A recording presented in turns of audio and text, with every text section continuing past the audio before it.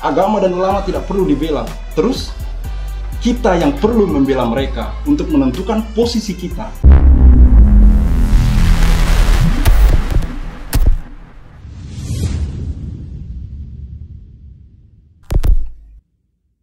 Ya, bismillahirrahmanirrahim. Assalamualaikum warahmatullahi wabarakatuh. Kembali lagi bersama saya, Khalid Al-Walid. Ini saya menemukan video menarik. Ini video pesan untuk Nikita Mirzani dari saudara kita yang jauh di ujung timur sana, di daerah Papua, kota Timika tentunya. Ini saudara ini beragama Kristen. Dia menyampaikan pesan keberatan atas perkataan Nikita Mirzani mengenai Habib tukang obat. Beliau ini keberatan karena beliau selama ini diangkat menjadi seorang anak angkat oleh seorang Habib di kota Timika, Papua. Berikut videonya kita simak bersama-sama. Ini pelajaran penting buat kita semua. Selamat malam, salam sejahtera kepada saudari Nikita Mirzani. Saya Yulen, saya dari kota Timika, Papua. Saya mau menyampaikan rasa tersinggung saya. Sangat tersinggung dengan statement yang Anda katakan bahwa Habib adalah tukang obat. Jujur, saya sangat tersinggung. Saya benar-benar sangat tersinggung. Karena saya dipelihara oleh seorang Habib di kota Timika, Habib Saleh Al-Hamid. Saya dipelihara oleh beliau, diangkat sebagai anak angkat beliau. Jujur, saya bertato di leher dan di tangan, beranting-anting, bekas piercing. Tapi beliau memelihara, mengangkat saya sebagai anak angkat beliau. Beliau, apa yang dimakan beliau, itu pun juga yang dimakan saya. Sama begitu anak-anaknya, apa yang mereka makan, saya makan. Saya masuk di dalam rumah, saya minum air, saya melakukan segala hal tanpa pernah beliau membuat perbedaan kepada saya. Jadi apa yang disampaikan kamu terhadap Habib adalah tukang obat, jujur membuat saya tersinggung. Karena saya dipelihara dan dibesarkan oleh seorang Habib. Kalau mau cari sensasi yang lain. Jangan buat sensasi seperti begitu. Bijaklah dalam berkata. Karena apa yang Anda sampaikan tidak sesuai dengan apa yang terjadi. Benar-benar saya sangat tersinggung dan kecewa. Hati-hati dalam berkata. Anda hati-hati. Karena beliau telah menjaga kami dan membesarkan kami. Boleh tanya satu kota Timika, siapa itu Habib Saleh Al-Hamid?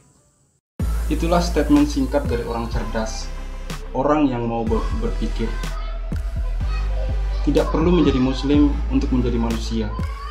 Tidak perlu menjadi muslim untuk menjadi manusia yang beradab.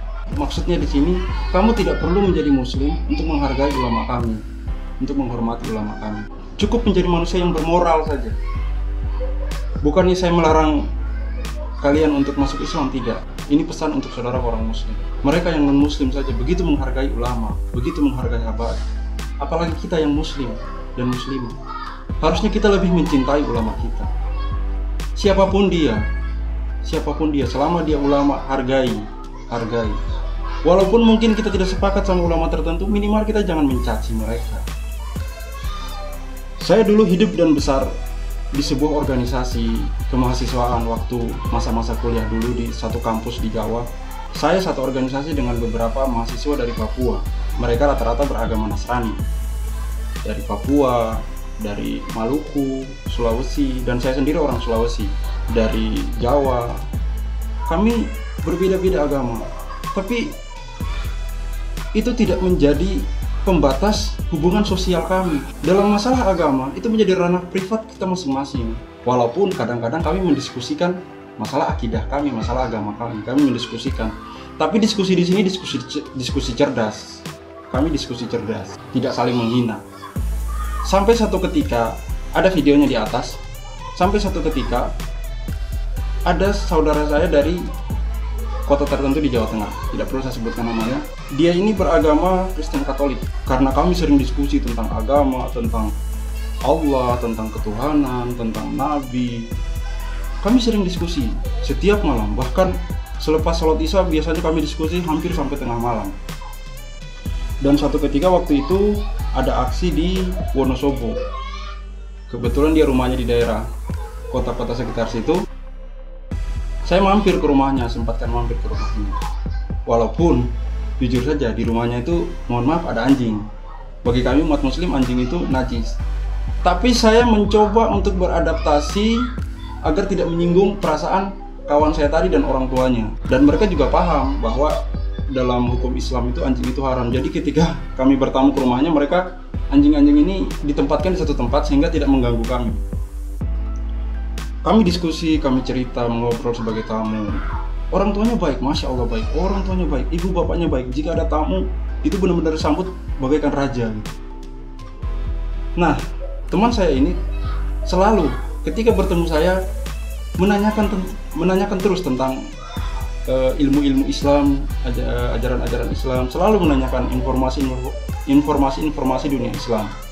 Dan saya selalu menjelaskan sebatas kemampuan saya. Saya menjelaskan perbedaan antara Islam dan agama yang dianutnya saat itu. Hingga waktu pulang dari rumahnya, di perjalanan saya mendapat WA dari teman saya itu. Dia kirim teks syahadat. Bro, syahadat itu kayak gini udah benar belum? Aku langsung, Masya Allah, kayaknya beliau ini mau syahadat. Saya bilang, iya betul seperti itu. Terus dia lanjut, kalau saya syahadat sekarang kira-kira gimana? Saya bilang, kamu mau masuk Islam? Katanya, iya. Dari yang kamu sampaikan dan beberapa teman muslim lain sampaikan, sepertinya saya merasa Islamlah agama yang hakiki, agama yang benar. Nah, saya kaget, saya langsung bilang ke kawan saya yang bawa motor, ini saudara kita satu ini kayaknya mau masuk Islam. Nah, begitu sampai di tujuan kami mendiskusikan itu. Ini waktunya tengah malam ya, sekitar jam 2 malam.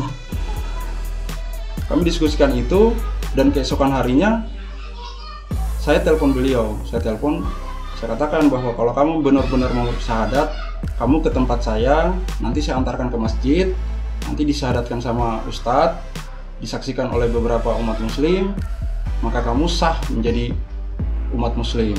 Karena untuk syahadat harus ada saksi. Itu kalau diri kamu sendiri saja belum cukup.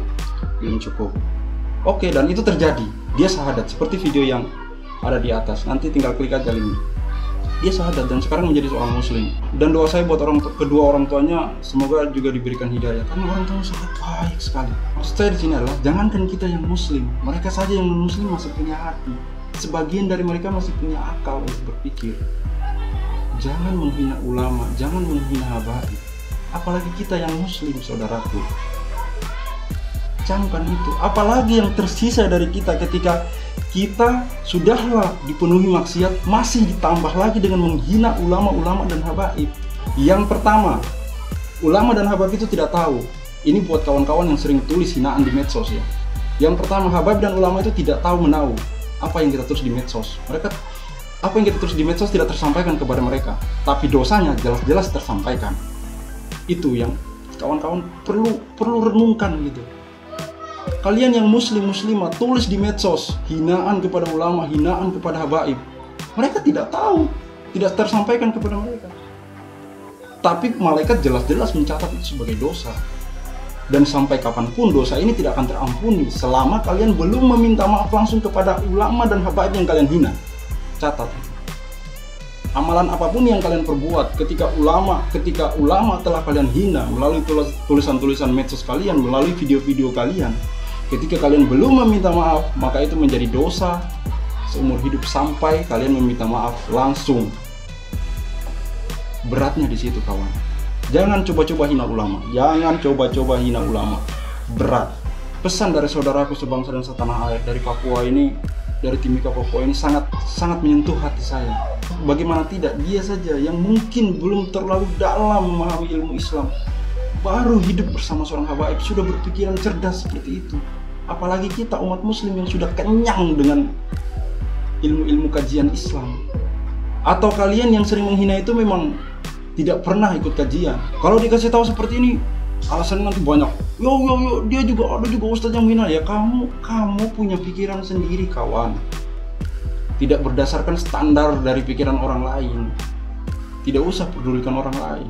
Tapi kok ada ulama juga yang menghina? Konteksnya apa dulu? Pelajari baik-baik. Ulama itu kenapa sampai ngomong seperti itu? Mereka dasar ilmunya sudah jauh lebih tinggi daripada kita. Kita ini tidak tahu apa-apa. Di masa Rasulullah hidup saja, Umar bin Khattab berapa kali ingin mencabutkan pedang untuk orang-orang yang membuat Umar tersinggung atas perkataan mereka terhadap Rasulullah. Tapi Rasulullah tidak pernah menghakimi Umar bin Khattab selain menasihati saja. Karena dia paham betul karakter Umar bin Khattab. Dan memang karakter dalam Islam itu berbeda-beda. Ada yang lembut, ada yang keras, ada yang cerdas. Masing-masing punya kelebihannya sendiri masing-masing. Selama itu masih dalam jalur yang benar, yang nggak masalah. Agama tidak perlu dibela, ulama tidak perlu dibela. Memang mereka tidak perlu dibela, kawan. Agama dan ulama tidak perlu dibela. Terus kita yang perlu membela mereka untuk menentukan posisi kita. Ingat kisah semut Nabi Ibrahim. Ketika semut ini mengangkat air setetes demi setetes untuk memadamkan api Nabi Ibrahim yang begitu besar, sampai didekati oleh seekor burung. Buat apa kamu padamin api itu? Sesebut menjawab, saya paham bahwa air ini tidak akan mampu memadamkan api Nabi Ibrahim yang begitu besar. Namun perbuatan saya ini menentukan posisi saya di mana, di mata Allah. Jadi membela ulama, membela habaib, membela agama, itu adalah menentukan posisi kita. Agama dan habaib, ulama tidak perlu dibela karena sudah ada Allah yang mencatat itu. Tapi kita yang perlu bela mereka untuk menentukan posisi kita di mana ketika ulama dan agama, nabi kita dihina. Ya mungkin itu saja video singkat dari saya. Kurang lebihnya mohon maaf. Wassalamualaikum warahmatullahi wabarakatuh. Saya Khalid Al-Walid. See you on the next video.